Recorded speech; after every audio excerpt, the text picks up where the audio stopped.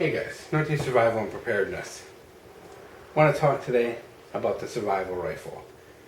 Hugely debated topic. So what we're talking about here, guys, completely and totally 100% my opinion on the subject. I feel the Mosin Nagants are the king of the survival rifle, and we're going to talk about why. First of all, what is the Mosin Nagant? If you're new, not familiar with the rifle, it's a World War II era Russian military surplus rifle. Very cheap. You can get these things from anywhere from like $80 to $200, depending on which variety, year, type. You know, there's many different varieties. They go from anything from these Chinese-made Type 56s to the M44, which actually run $300 to $400 nowadays, and these 9130s, which you can still get for about $150. They take the Russian 7.62x5.4R cartridge, which is very readily available and is equivalent to a 30-06 or a 308. It's still very cheap. You can still get it for 20 or 25 cents a round, even during this ammo shortage. Great guns overall. Very, very popular. There are millions of these made. They're very easy to find, very easy to get. You know, so let's get into this. Why are they great survival rifles? Here we go. And we're going to go through a lot in a hurry here, guys, so bear with me. Number one, the engineering of these is phenomenal. They're simple, they're rugged, they're over-engineered Russian tanks. They've got chrome-lined barrels that will last forever. They've got big, heavy wood stocks that you can pretty much use as a club. It's got the internal box magazine that loads from stripper clips, and you can load them 5 rounds at a time with stripper clips. It's a simple bolt action rifle. No frills, no small little springs, no little detents, anything like that.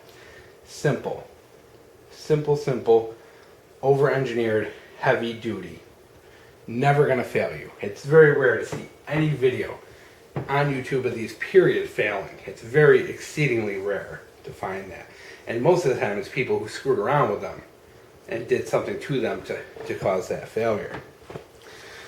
So, number one, that's a really important aspect of survival rifle is reliability and long-term use. This is a gun. You gotta remember, guys, most of these guns, anywhere from like 50 to 80 years ago, they put these in a crate, soaked them in grease, and they let them sit there for half a century. And we pull them out and we clean them up, and they still run like they're brand new. It's a testament to how awesome these guns really are. Moving on.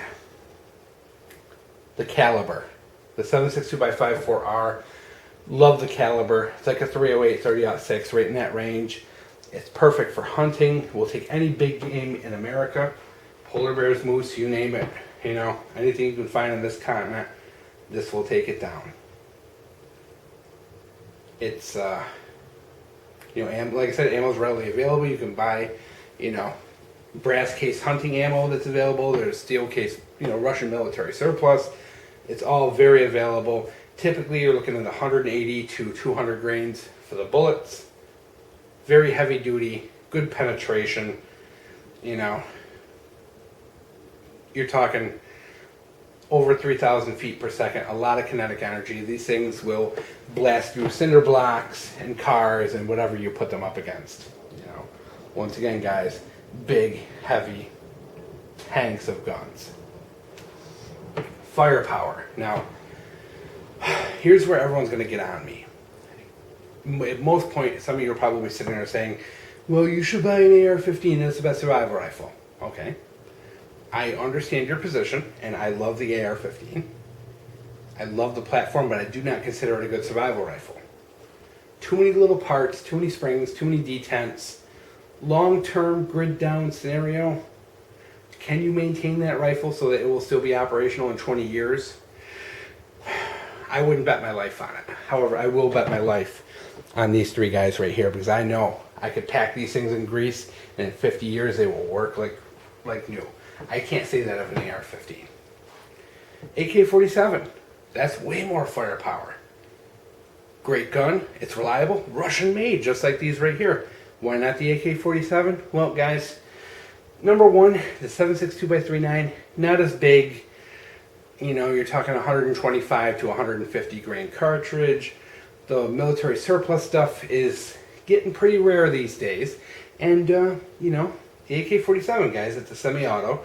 There's a little more room for failure in the parts because it does have more moving parts and more friction. But they are built like tanks, so it's very, very unlikely that you're going to have a failure in an AK-47. But here is my issue with the AK-47. I have two issues with it as a survival rifle. Actually, three. First, it's not so great for hunting. You can hunt with it, but you're not going to take bear and moose and elk and things like that with it. Secondly, you're limited in your ability to reload the weapon. Any magazine-fed weapon, as soon as your magazines are empty, you're out of the firefight. Unless you have speed loaders and ammo kind of ready to go, you're out because you have to reload that magazine to get back into the fight. You can load all your ammo onto stripper clips, which are really cheap, ahead of time. You can keep firing this thing as long as you got a stripper clip in your hand. AK-47, we all don't have money to go out and buy 10, 20, 30 magazines for them. And even if you do, you're still only talking 30 magazines. You're talking 1,000 rounds of ammunition. And that's still, and that's a pretty big endeavor. Whereas these, you can take these and take your ammo and put them on stripper clips and put them in cans, and they are good to go. Just good to go, and there is no reloading. Just stripper clip after stripper clip, keep pumping them in. So I like that capability of being able to stay in a firefight longer, as opposed to spending 10, 20 bucks per magazine for the AK-47. So I do consider that a big tactical advantage, is that firepower, that continued firepower. Third reason, the AK-47 is under a lot of heat. You never know when there's going to be another assault weapon ban or when they're going to try and ban or confiscate that type of weapon. Bolt action rifles, they're not coming after your bolt action rifles. They're never going to come after them. Well, I'm not going to say never, but these guns are out of the public eye. They're not paying attention to them. They're not likely to end up being banned or restricted or regulated. These are something that fly well below the radar, and that is a big advantage. Owning the AK-47 could make you a target. It could make you subject to confiscation, police, military coming to your home. Who knows? I like the idea of having a simple bolt-action gun that flies below the radar. So that's kind of why I think this is better than the AK-47. And of course, my opinion that the AR-15, just too many little tiny, teeny moving parts that can get gummed up and have problems. I know there's gas piston ARs, and I know, but still, I own an AR. I know the platform well. I built my AR, and that's why I don't like it as a survival rifle. I know how teeny and tiny those parts are and how easy it is for one of them to go flying out or have problems.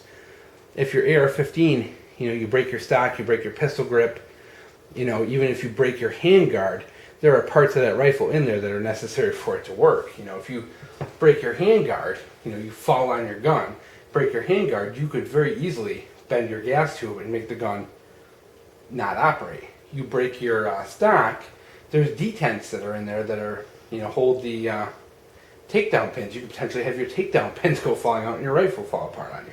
You break your pistol grip off. Say you fall on the ground on the pistol grip and it snaps off. Because these things are just plastic, guys. There's a detent for the safety under there. There's so much you can go wrong with the AR-15. I don't like it as a survival rifle. I would not put my life in its hands. These I would. Other added bonus of your AK, AR versus these rifles, cost. ARs and AKs are expensive. I can buy 3 to 5 of these in the place of one rifle. So if you are trying to arm up your whole family to prepare for that grid down societal collapse, I would rather have 5 rifles than one. 5 of these can put out a lot more firepower than one AR-15. Likewise, ammo prices. AR-15, military surplus ammo, is getting expensive. You're talking like 50 to 75 cents per round. AK-47, the military ammo is getting very rare. Once again, you're looking at 30, 40, 50 cents a round, if you can even find it. This gun, the ammo is everywhere. It's cheap. They have brass case ammo out there. They have steel cased. you name it. Good hunting soft point rounds. They have military surplus. You name it. They've even got little 60 grain training bullets for these things. There is just so much out there for them, so much going for them, and that's why I think these are perfect for survival. If you're looking for a long-term survival plan, like I said, guys, take this gun. You can bury this in your backyard, pack it in grease, and it'll be just as good 50 years from now. I can't guarantee that of your AR-15. I can't guarantee that of your AK-47. This is my choice. You know, it's something you got to think out. It's your own personal choice, but I think there's a lot more to these guns than what the public gives them, because we are kind of obsessed with the ARs and AKs right now. It's really, you know, they're in the public eye and they're big and they're hugely popular, but, you know, common sense says you can stay in a firefight longer with this weapon. You don't have to reload. You know, very, very simple concept, guys. If you have, you know, 10 AR-15 mags fully loaded, that's 300 rounds.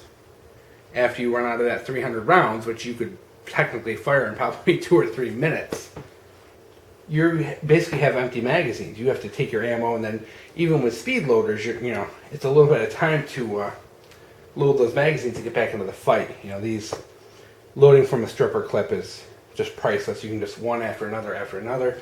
As long as you have those bullets on stripper clips, you are good to go. And if you run out of stripper clips, you can just grab a handful of bullets and jam them right down into that internal magazine and right back into the fight. And that's why I love it, guys. I hope you enjoyed. I hope you take a long, serious look at these rifles if you do not own one.